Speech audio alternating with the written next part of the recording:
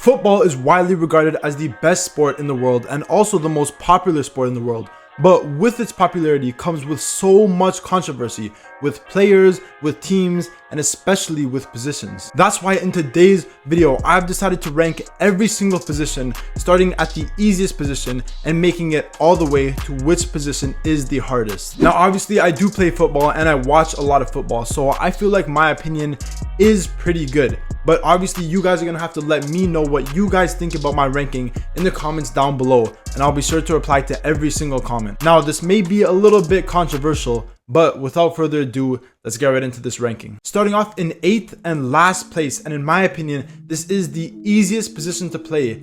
I think it is the winger position. Honestly, I was originally going to go with a fullback position. I do play fullback pretty often, and in my opinion, it is probably one of the easier positions to play. I think that both the winger and fullback positions are much easier than any other position, and the main reason for that is because if you have your back to the sideline, you only have a 180 view of the whole field, where if you play anywhere in the middle, you have obviously a 360 view, which does make it a lot harder. But the reason why I put the winger position in last place over the fullback is because in recent years, I feel like the fullback position has been getting much tougher than what it was back 20 years ago. If you look at fullbacks nowadays, like Trent Alexander-Arnold, Grimaldo, Di Marco, I think a lot of these fullbacks have a much tougher role, mainly for the fact of how much they have to push up, how they have to overlap, and how they have to constantly be going forward and pushing back. And it is a very common tactic you see nowadays with overlapping fullbacks,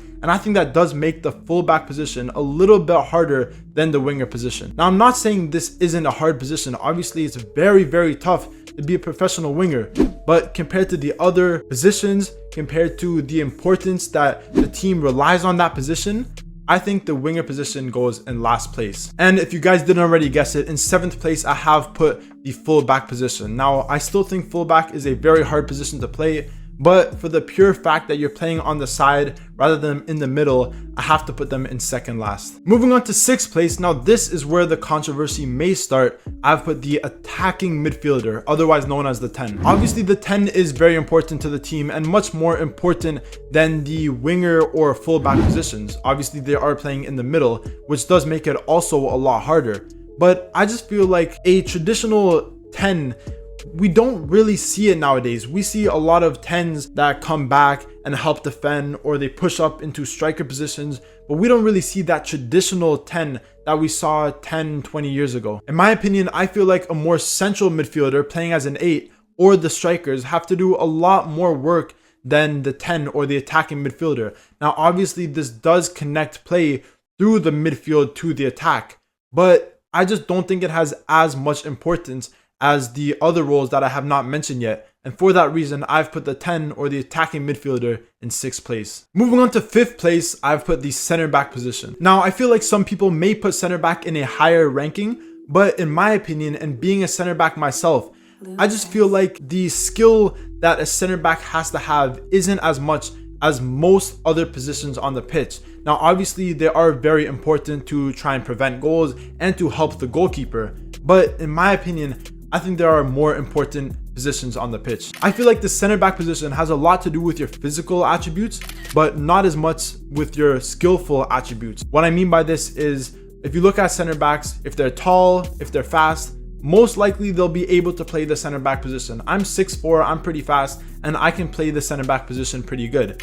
And you don't have to have the dribbling, you don't even need the passing sometimes. Obviously, nowadays, it is much better to have these traits, but you don't need them to play the center back position. Whereas if you play anywhere else on the pitch, you need these attributes. Now, the reason why the center back position is higher than the fullbacks, the wingers, and the 10 is because it is still a very important position. And obviously, you need to prevent goals if you want to win games. But in my opinion, they're definitely more important position, and that's why I put the center back in 5th place. Moving on to 4th place, I've put the defensive midfielder. In my opinion, the defensive midfielder goes hand in hand with the center back, but it is a little bit more important, mainly because you are the main connector from the defense to the midfield. Now, obviously, similar to the center backs, you don't really need the skill that players that play further up on the pitch need, but you still need that IQ, you need that passing ability, and you need those physical attributes as well.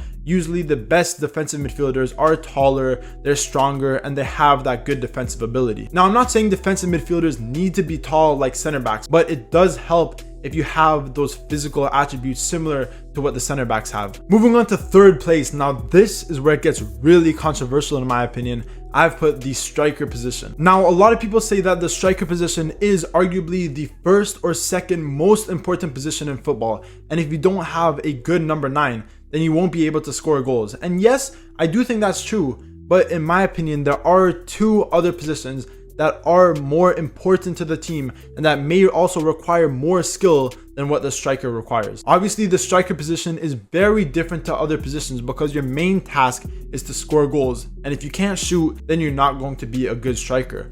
But I just feel like we see so many strikers, whether they're 6'5", whether they're 5'5", and they still can do a good job. And that is because, yes, it is very important, but if you have that shooting ability, generally you can play in the striker position. I feel like there are loads of different types of strikers. Obviously, we see the tall, big number 9s, players like Lukaku, Haaland, who are usually a one-touch and finish or a pass and go type of striker. But we also see smaller, more nimble strikers, players that are around 5'7", 5'8", that have good dribbling.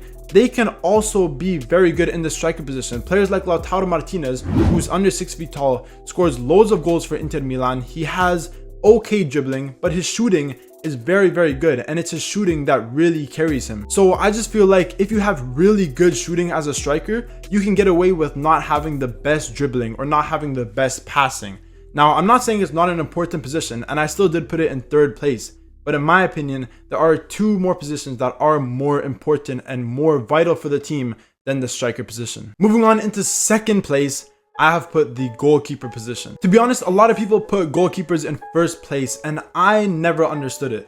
Obviously, goalkeepers are very important to the team. It is the most important position on the pitch because you have the job to prevent goals. And if you're not a good goalkeeper, you will concede goals and your team will lose. And if you are a good goalkeeper, you're going to prevent goals and your team will win. But the reason why it's not in first place is because, to be honest, a lot of things that the goalkeepers have to do does come down to luck. Obviously, goalkeepers physically are very good. They're usually at least 6 feet tall. They have that jumping ability and they are very strong players.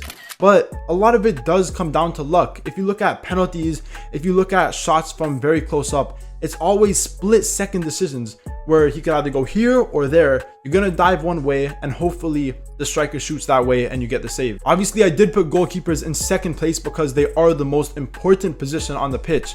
But a lot of it comes down to mentality. When if you look at their skill, in my opinion, compared to all the other positions on the pitch, the goalkeeper doesn't need as much skill. Obviously, they need the physical attributes, they need the mental attributes, but in terms of their skill, it's much less than the other positions on the pitch. And that's why I've put goalkeeper in second place. And finally, moving into first place, I have put the central midfielder, otherwise known as the 8. I've tried playing the central midfield position and it is so hard. It is an impossible task. Obviously, you need the physical attributes, you need the stamina, you need the height, you need the speed, you need the skillful attributes. You have to be able to outskill your opponents. You need to be able to pass through balls, long balls.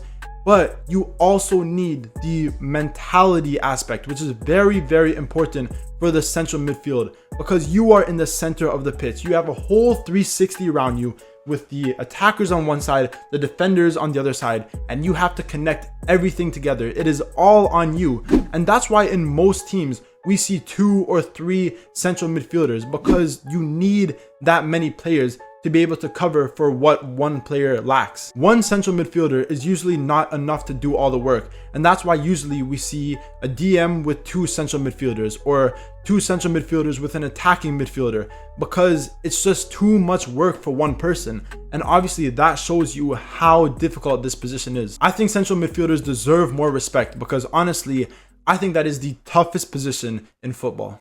And that is the end of this video where I ranked the hardest positions in football from easiest to hardest. If you guys agree with my ranking, remember to leave a comment down below. But if you disagree with my ranking and you think I'm totally stupid. Remember to leave your comments down below and I'll be sure to reply to every single comment. And obviously, if you did enjoy this video, remember to leave a like, comment, subscribe, all that good stuff, and stay tuned for more videos.